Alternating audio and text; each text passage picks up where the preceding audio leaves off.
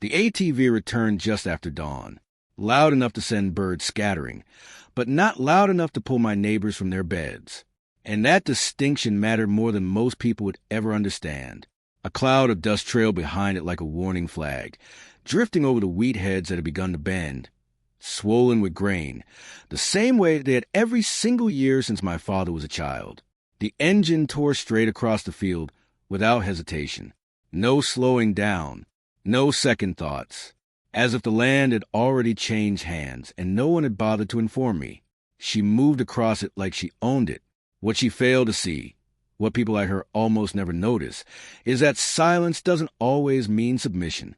Sometimes it means someone is observing, recording, waiting patiently for you to make a mistake you're absolutely convinced you never will. My name isn't important yet, but for the sake of this story, you can call me Caleb Turner. I'm 56 years old, retired. At least that's what I tell people when they ask what I do. I live on 42 acres of farmland my family has owned since the early 1920s. It sits smack in the middle of a brand new development called Hawthorne Ridge, the kind of place with matching mailboxes, carbon copy lawns, and neighbors who wave just enough to seem friendly without ever committing to an actual conversation. After 30 years working federal land enforcement, I wanted quiet, real quiet, wheat fences, a couple head of cattle, mornings where the loudest sound was wind sliding through grain. I believed I'd earned that. Then Lydia Cross decided my farm was a problem. Lydia was 43, a real estate attorney by profession, HOA president by ambition, and the kind of woman who spoke in perfectly structured sentences even when she was furious. She never raised her voice. She didn't have to. She had binders, tablets, official letterhead, and a smile that said she was doing you a favor whether you asked for it or not. She looked at my land the way a shark looks at blood, not as a home, not as history, but as a poorly placed obstacle standing between her neighborhood and a very lucrative future. Our first real encounter happened on a Monday in September. Cool enough to hint at fall, warm enough to remind you summer wasn't done fighting yet. I was out checking the wheat, about 3 weeks from harvest, when I heard the whine of that ATV slicing to the field like a chainsaw through memory. She stopped about 10 feet from me, cut the engine, and jumped off with a tablet tucked under her arm. No request for permission, no apology for the damage, just a smile. "Good morning, Mr. Turner," she said, tapping her stylus against the screen, already scrolling. "I'm conducting a routine community patrol, and I've noticed several compliance issues on your property." I remember thinking, this is either a joke or a test, and I wasn't sure which answer she expected. I told her calmly, real calmly, the way you speak to someone who hasn't yet realized just how wrong they are. I said this was private land, not part of her HOA, and she didn't have permission to be here. She stared at me like I just suggested gravity was optional. "Actually," she said, stretching the word out, "this access route is classified as a legacy utility path, which places it under community oversight. Any property that impacts neighborhood standards and property values falls within HOA authority." She delivered it like she'd rehearsed it in the mirror. I asked to see the documentation. She ignored me, stepped past, and started taking photos. My fence, my shed, my cattle, even the old wooden sign my grandfather put up, Turner Farm, its paint long faded. "Fence height violation," she said. "Agricultural signage visible from residential roads. Livestock odor complaints. Potential noise disturbances." Each accusation ended with a tap of her stylus, sharp and final, like a judge's gavel. "You'll receive formal notice within 48 hours, she added as she climbed back onto the ATV. "There's a compliance timeline, but cooperation usually makes these things easier for everyone." Then she drove off again, straight through the wheat, carving ruts so deep you could twist an ankle just looking at them. That afternoon, I drove into town and spent 3 hours in the county records office, pulling deeds, surveys, easements, anything with my land's name on it. I already knew the answer. I just needed it in black and white. There was no public access road, no easement, no HOA authority. The trail she mentioned wasn't a utility path at all. It was a cattle route my grandfather wore down moving livestock between pastures, entirely inside our boundary lines. Case closed. Or at least it should have been. But buried deep in the development records for Hawthorne Ridge was one detail that stuck with me. The original environmental impact report listed my farm as a permanent agricultural buffer, a required separation between the subdivision and the state highway. My land was an oversight. It was part of the plan. By Thursday, the letters began arriving. The first cited my fence for exceeding residential height standards. Standards written for quarter-acre lots with decorative pickets, not working farms with livestock. The second complained that my private property signs were aggressive and unwelcoming, suggesting I replace them with messaging that encouraged community harmony. The third was my favorite. It claimed my cattle pose potential air quality concerns and might violate environmental guidelines. Each letter came on professional letterhead, heavy paper, official language, soft threats tucked neatly between paragraphs. Legal enough to scare someone who didn't know better. Most people would have panicked. Some would have complied just to make it stop. But I'd spent decades dealing with real authority, real enforcement, real consequences. I knew the difference between law and theater. And Lydia Cross was running a very polished show. What bothered me wasn't the audacity. It was the precision. This wasn't random. It was methodical, calculated, expensive. She wasn't trying to fix a problem. She was trying to manufacture one so large it would eventually swallow me whole. By the second week, she escalated. She hosted what she called a community standards forum. Glossy invitations went out to every homeowner, myself included, all framed as a friendly conversation about protecting property values. I didn't attend, but Martha Lell did. Retired school administrator, steel backbone. And afterward, she told me everything. Lydia had my land projected on a screen. Photos taken from angles that made it look neglected, invasive, out of place. She spoke about non-conforming properties, about investments, about how one person's choices could ripple outward and affect hundreds of families. She never said my name like it was an accusation. She didn't need to. By the end of the night, I wasn't neighbor anymore. I was the issue. That's when it clicked. This wasn't about rules or fences or cattle. It was about control, about bending reality until enough people believed the same lie that it stopped mattering whether it was true. And standing in my kitchen that night, staring out at a wheat field that had fed my family for generations, I realized something else too. This woman had absolutely no idea who she had decided to push. All right, pause the story for a moment, because this is where a lot of people watching are probably thinking, wait, can an HOA actually do that? The short answer is no. The long answer is where people get trapped. A homeowners association only has authority over properties explicitly included in its governing documents, the declaration, the plat, the recorded covenants. If your land isn't legally annexed into the HOA, their rules are just words on paper. Scary-looking words, sure, but meaningless without jurisdiction. Legally speaking, what Lydia was doing is something I've seen more times than I can count. You don't need real authority if you can manufacture the illusion of authority. Official letterhead, deadlines, compliance language, vague references to environmental impact. Those are pressure tools. They're designed to trigger fear, not to survive scrutiny in a courtroom. And this is where psychology takes over, because this is a psychological trap. When someone bombards you with paperwork and accusations, your brain flips into survival mode. You stop asking, is this legitimate? And start asking, how do I make it stop? That pivot point is what abusers depend on. Another tactic is social framing. Lydia wasn't just targeting me. She was shaping how others saw me. Once you're labeled as a problem, everything you do gets filtered through that lens. Silence looks like guilt. Resistance looks like selfishness. Compliance looks like admission. This is why so many people lose fights they were legally entitled to win. Not because the law wasn't on their side, but because the pressure campaign moved faster than their understanding of their rights.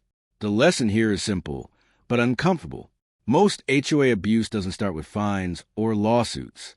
It starts with confidence, repetition, and the assumption that you won't push back hard enough to expose the bluff. All right, back to the story. Because this is where Lydia pushed it too far. And when I say too far, I don't mean legally. Legally, she crossed that line a dozen times already. I mean, she crossed the line where intimidation becomes obsession, where control turns into entitlement, where someone stops pretending they're the good guy and starts believing they're untouchable. Week 3 began with a phone call from the county agricultural office. The inspector was polite, almost apologetic, the way people are when they already know they're wasting your time. Someone had filed a complaint alleging I was running an unpermitted commercial livestock operation, posing environmental and health risks to nearby homes. The language was specific, very specific, the kind that automatically triggers an investigation. He spent the morning walking my land, checking records, asking questions he already knew the answers to. My farm had been registered since 1924. Zoning hadn't changed. Environmental compliance exceeded requirements. No violations. As he was leaving, he shook his head and said quietly, "Whoever filed this knows exactly what words to use." That sentence stuck with me. Next came the health department, then environmental services, then a soil and groundwater test that took 2 weeks to process because a complaint referenced nitrogen saturation thresholds and downstream impact. Each visit ended the same way. No violations, no issues, but each one left behind paperwork. That was the point. Lydia wasn't trying to win quickly. She was building a case slowly, stacking documents, complaints, and reports until my life became an administrative nightmare. Even if I won, she wanted me drained, broke, and isolated by the time it ended. Then came the lawsuit. A process server knocked on my door at 6 a.m, thick envelope in hand. Private nuisance, financial harm, interference with quiet enjoyment, $50,000 in damages, plus a request for a court order forcing my property into compliance with community standards. Community standards, not law, not zoning. She claimed my cattle created noise pollution, that my equipment violated residential noise ordinances, that my land attracted wildlife threatening pets, that my farm was incompatible with the character of the neighborhood. It was impressive in a twisted way. Real statutes bent just enough to sound believable, expensive enough to fight, that most people would give up, but the real dagger came a few days later. I received a copy of an environmental impact report Lydia had privately commissioned, over 40 pages. Professional photography, air samples, soil analysis, wildlife disruption models. The conclusion was blunt. According to their experts, my land was incompatible with surrounding residential use and should be transitioned into something more appropriate. In plain terms, she wanted me gone. I was still processing that when the final escalation happened. It was early October, fog thick enough to swallow sound. One of those mornings where the world feels smaller than it should.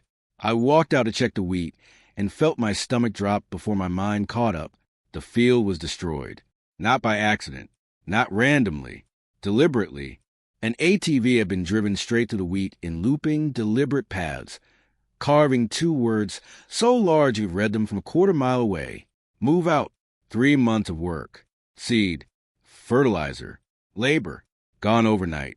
I was standing there with my hands braced on my knees, trying to get air into my lungs, when I heard engines, then cameras, then voices. Lydia arrived with a local news crew, 2 reporters already halfway into their performance. She positioned herself in front of my ruined crop, like it was a backdrop she'd ordered ahead of time. "This is exactly why stronger community standards are necessary," she said into the microphones, gesturing behind her. "When individuals refuse to cooperate, tensions escalate, and everyone pays the price." She was using vandalism, my vandalism, as proof that I was the problem. And that's when something finally locked into place. Up until that moment, I treated this like a disagreement, like something that could be talked through, reasoned out. Lydia wasn't negotiating. She was executing a plan. That night, I opened my laptop and logged into systems I hadn't touched in over 2 years. Old credentials still active. Consulting contracts have their perks. What I found in the first hour made my hands shake. Hawthorne Ridge had unresolved federal land title issues going back to the late 1970s. Incomplete transfers, overlapping claims, administrative limbo, hundreds of acres stuck in a gray zone developers hate and lawyers love. And Lydia's name appeared again and again. Buried deeper was a real bombshell. A signed agreement dated 6 weeks earlier between Lydia and a development firm called Breakmark Holdings. 15 acres of expansion land sold for just over $2 million. The package included my farm, land she didn't own, land she had no authority to sell. This wasn't harassment anymore. This was fraud. The pattern got uglier the further I dug. Same tactics in other communities. Same role, same pressure campaign, same outcome. Owners pushed out, land acquired cheap, developments approved fast. My farm wasn't unique. It was just next. The next morning, there was a knock at my door I didn't expect. Evan Cross, Lydia's husband, stood there looking like he hadn't slept in days, holding a cardboard box full of documents. When he spoke, his voice cracked. "I think my wife is committing crimes," he said, "and I don't know how to stop her." What he brought was devastating. Forged signatures, HOA accounts drained through fake violations, illegal fines collected and never reported, contracts signed in his name without his consent. That afternoon, another ally emerged.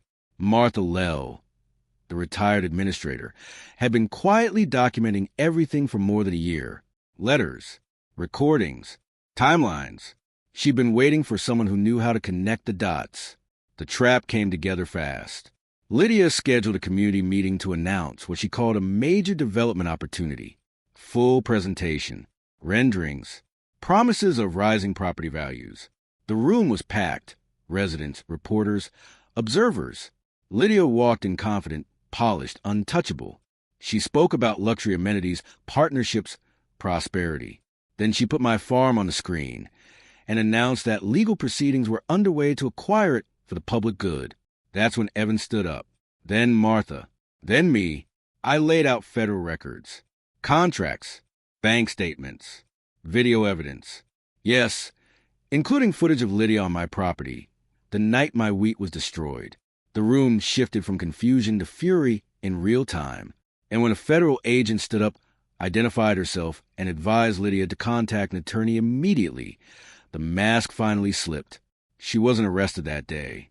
But her career ended right there, under fluorescent lights, in front of everyone she'd lied to. And for the first time since this began, the silence wasn't mine anymore. People always asked me how it felt watching Lydia's entire operation collapse.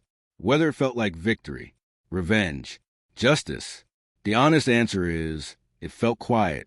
Not relief exactly. Not celebration. Just a deep, steady quiet, like something heavy had finally been set down after being carried far too long. Because here's the thing no one tells you when you're inside something like this. Most battles with power aren't loud. They're slow, administrative, draining. They happen in envelopes, emails, meetings you dread, and nights spent staring at the ceiling wondering if holding your ground is worth losing your peace. Lydia didn't succeed for as long as she did because she was smarter than everyone else. She succeeded because she understood something fundamental about human behavior. We're conditioned to obey confidence, especially when it wears a suit and carries paperwork. Most people don't challenge authority because they assume someone else already checked the rules. The truth is, fake authority survives on isolation. The moment people start comparing notes, asking questions out loud, sharing documents, sharing stories, that's when the illusion fractures. Lydia's power was never legal. It was psychological. And once that spell broke, the entire structure collapsed under its own weight.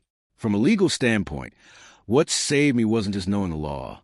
It was recognizing patterns, harassment dressed up as procedure, enforcement without jurisdiction, social pressure masquerading as community values. Those are red flags, and they show up everywhere. HOAs, workplaces, schools, even families. The setting changes. The playbook doesn't. But I also learned something uncomfortable about myself. I'd spent years believing that if you stayed quiet, stayed reasonable, stayed compliant, the truth would eventually rise on its own. That's not always how it works. Sometimes silence is maturity. Sometimes it's permission. What changed everything wasn't one dramatic confrontation. It was people choosing not to look away. Evan risking his marriage to do the right thing. Martha trusting her instincts instead of dismissing them. Neighbors realizing the fear they felt wasn't personal. It was manufactured. After the dust settled, Hawthorne Ridge changed. The HOA didn't disappear. It evolved. Transparent finances, clear limits, shared decision-making, fewer rules, better ones. Turns out most people don't want control, they want fairness. My farm is still here.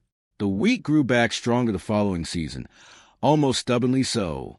The field Lydia tried to erase became a reminder, not just for me, but for the entire community, that standing your ground doesn't always look heroic in the moment, but it echoes far longer than intimidation ever will. And now I get letters, emails, messages from people dealing with their own versions of the story. Corrupt boards, overreaching managers, officials who confuse authority with entitlement. I tell them the same thing every time. Document everything. Start talking. And don't let official language scare you into abandoning your common sense, because power hates daylight. It hates questions. It hates people who refuse to be rushed into silence. So I'll leave you with this. If you ever felt pressured by an HOA, a boss, a committee, anyone who keeps saying this is just how it works, ask yourself one question. According to who? Then ask it out loud. If this story hit close to home, I'd like to hear about it. Drop your experience in the comments. What worked? What didn't? What do you wish you'd known sooner? And remember, sometimes the most dangerous thing you can do to someone abusing power is stay exactly where you are.